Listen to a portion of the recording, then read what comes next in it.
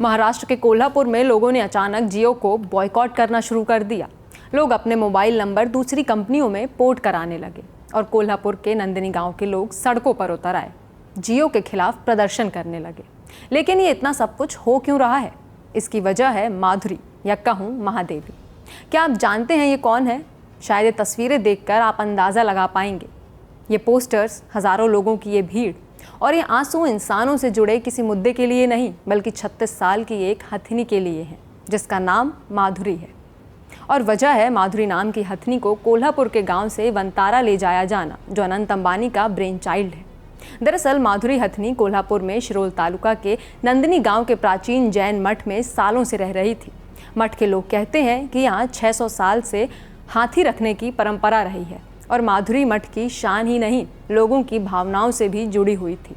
पूजा, जुलूस और धार्मिक रीतियों में वो हमेशा सबसे आगे रहती थी। लेकिन कुछ महीने पहले पेटा नाम की एक एनजीओ ने बॉम्बे हाईकोर्ट में याचिका लगाई कि महादेवी को इलाज की सख्त ज़रूरत है और उसकी हालत ठीक नहीं है। कोर्ट ने आदेश दिया कि हथिनी को गुजरात के वंतारा सेंटर भेजा जाना चाहिए, जिसे रिलायंस फाउंडेशन चलाती है। जब वंतारा की टीम हथिनी को लेने पहुंची तो हर कोई भावों से भर गया।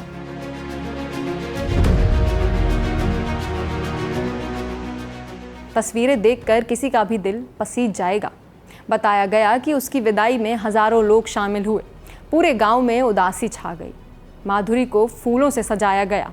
माथे पर सोने के मुकुट जैसा आभूषण था, जैसे माधुरी किसी जश्न के लिए सजाई गई हो। लेकिन गांव के लोगों के लिए ये उत्सव नहीं था। जब उसे ले जाने की कोशिश हुई तो लोगों ने रास्ता रोक दिया। उन्होंने कहा, हमारी देवी को यूं मत ले जाओ। कोई माधुरी की सूंड से लिपट कर रोते हुए दिखा तो कोई बच्चा हथिनी को जाते देख ऐसे चिल्लाकर रो पड़ा जैसे वो अपने दोस्त से रुकने की गुहार लगा रहा हो। एक हथिनी को विदा करने पूरा गांव एक साथ आ गया। 10,000 से ज़्यादा लोगों की भीड़ थी। सबके चेहरे बता रहे थे कि वो माधुरी को विदा करने के लिए तैयार नहीं है। इसी बीच माधुरी की आंखें भी उसकी वेदना को बयां कर रही थीं। आंखों से आंसू बह रहे थे। किसी जानवर और इंसानों के बीच लगाव की ये तस्वीर बड़ी दुर्लभ थी। माधुरी के वंतारा जाते ही उसे वापस लाने की मांग उठने लगी, लेकिन इस मांग के पूरा ना होने पर लोगों का गुस्सा बाहर आया और लोग रिलायंस के खिलाफ मोर्चा खोल बैठे। क्योंकि वंतारा सेंटर रिलायंस से जुड़ा है तो गुस्सा सीधे जियो नेटवर्क पर निकला। देखते ही देखते सोशल मीडिया पर बॉयकॉट जियो ट्रेंड करने लगा और लोगों ने बड़ी संख्या में जियो सिम पोर्ट कराना शुरू कर दिया। कोल्हापुर के शिरोल में एक दुकानदार ने तो हर नई सिम खरीदने वाले को हाथी की फोटो वाला कप भी मुफ्त में दिया। हालात काबू में लाने के लिए महाराष्ट्र के public health and family welfare मंत्री प्रकाश अभितकर को खुद सामने आना पड़ा। उन्होंने वंतारा के अफसरों, मठ के प्रमुखों और स्थानीय नेताओं के साथ मीटिंग की। वंतारा की टीम ने कहा कि अगर कानूनी प्रक्रिया पूरी की जाए तो वो हथिनी को वापस देने को तैयार है। इस बीच राजू शेट्टी, जो खुद जैन समुदाय से हैं और पूर्व सांसद भी रहे हैं, उन्होंने इसे स्थानीय संस्कृति और आस्था का मुद्दा बताते हुए हथिनी की वापसी के लिए साइलेंट मार्च निकालने की बात कही है। अब पूरा मामला सिर्फ एक हथिनी का नहीं, एक पूरे समुदाय की आस्था, लोगों की हथिनी को लेकर भावनाएं और पहचान से जुड़ गया है। लेकिन हथिनी को कोल्हापुर से गुजरात के जामनगर में वंतारा क्यों ले जाया गया? रिपोर्ट्स के मुताबिक हथिनी माधुरी, जिसे महादेवी के नाम से भी जाना जाता है, वो करीब 20 सालों से काफ़ी तकलीफ में अपना जीवन गुजार रही थी। साल 2000 में जब स्वस्ति श्री संस्था ने उसे अपने पास रखा, तब से ही उसका इस्तेमाल धार्मिक आयोजनों, मुहर्रम के जुलूस और मनोरंजन जैसे कामों में किया जाता रहा है। साल 2017 में अत्याचार इतना बढ़ गया कि जंजीरों में जकड़े रहने और काबू में रखने की वजह से वो गहरे सदमे और तनाव में चली गई और इसी तनाव में उसने संस्थान के मुख्य पुजारी पर हमला कर दिया, जिससे उनकी जान चली गई। इसके बाद 2018 में स्थानीय नेता ने हथिनी की हालत को लेकर शिकायत दर्ज की और खुद संस्था ने भी एक पत्र के जरिए माना कि वो उसकी देखभाल करने में सक्षम नहीं है। कुछ खबरें ये भी रही कि हथिनी का धार्मिक आयोजनों में अवैध इस्तेमाल किया जाता है, जिसकी वजह से वाइल्ड लाइफ एक्ट के तहत केस भी दर्ज हुआ था। लेकिन मामला 25,000 के जुर्माने पर रफा दफा कर दिया गया। 2023 में पुलिस के कहने पर 3 सरकारी डॉक्टर्स ने हथिनी की जांच की, जिसमें उसके शरीर पर गंभीर घाव, टूटे हुए नाखून और मानसिक अस्थिरता जैसे लक्षण पाए गए। 2023 में पेटा की एंट्री हुई। पेटा ने एक विस्तृत शिकायत हाई पावर्ड कमेटी को भेजी, जिसमें बताया गया कि 2012 से 2023 के बीच हथिनी को 13 बार गैरकानूनी तरीके से महाराष्ट्र और तेलंगाना के बीच लाया गया और उसे बिना किसी अनुमति के धार्मिक आयोजनों में इस्तेमाल किया गया। मार्च 2024 में एक और शिकायत में यह भी सामने आया कि मुहर्रम जैसे आयोजनों में उसका उपयोग अब भी जारी था।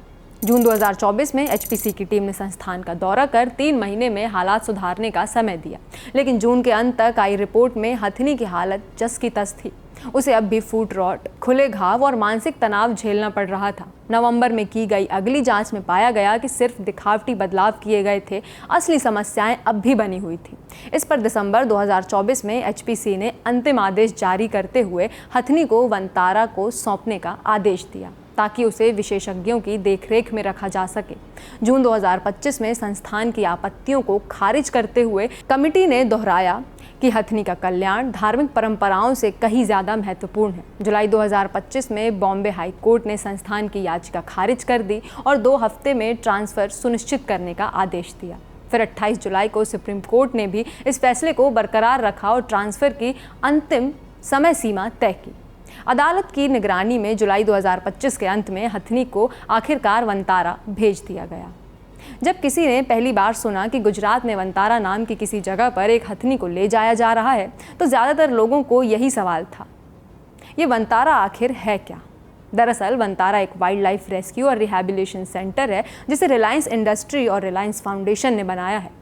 ये कोई आम शेल्टर नहीं, बल्कि ऐसा सेंटर है जहां घायल, बीमार या सताए गए जानवरों को मेडिकल केयर, ओपन हैबिटेट और इमोशनल हीलिंग दी जाती है। वहां हाथियों से लेकर बंदर, तेंदुए, पक्षी सभी तरह के जानवर हैं। हालांकि वनतारा भी बीते दिनों सवालों के घेरे में रहा। उसकी वजह भी आपको बताते हैं। साल 2025 की शुरुआत में गुजरात के वनतारा वाइल्ड लाइफ सेंटर को लेकर दक्षिण अफ्रीका से एक बड़ा सवाल उठा। Wild life animal protection forum of south Africa नाम के एक कॉन्जर्वेशन ग्रुप ने आरोप लगाया कि शेर, बाघ, चीते जैसे जानवरों को साउथ अफ्रीका से रेस्क्यू के नाम पर वनतारा लाया जाता है, जबकि हकीकत में ये ब्रीडिंग फार्म से आए थे जिन्हें सिर्फ रिप्रोडक्शन के लिए इस्तेमाल किया जा सकता है। उन्होंने ये भी दावा किया कि अब तक 32 देशों से करीब 39,000 जानवर वनतारा लाए जा चुके हैं, जिनमें कई देश वाइल्ड लाइफ ट्रैफिकिंग हॉटस्पॉट माने जाते हैं। विशेषज्ञों ने पारदर्शिता की कमी और वनतारा के रेस्क्यू सेंटर होने के दावे पर सवाल उठाए। उन्होंने इंडिपेंडेंट जांच की मांग की ताकि ये साफ हो सके कि क्या वाकई जानवरों की भलाई हो रही है या नहीं। वहीं वनतारा ने सभी आरोपों को झूठा और बेबुनियाद बताते हुए कहा कि हर जानवर कानूनी और एथिकल तरीके से लाया गया है। उन्होंने विवाद उठाने वाली रिपोर्ट्स को लेकर कानूनी कार्रवाई की चेतावनी भी दी।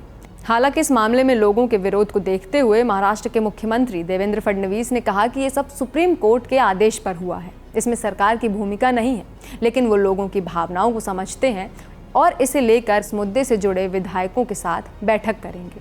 हो सकता है उसमें कोई दूसरा रास्ता निकल कर आए या लोगों को समझा लिया जाए। इस पूरे मामले पर आप क्या सोचते हैं? अपनी राय हमें कमेंट सेक्शन में ज़रूर बताइएगा। देश और दुनिया की ऐसी तमाम खबरों के लिए देखते रहिए जिस्ट।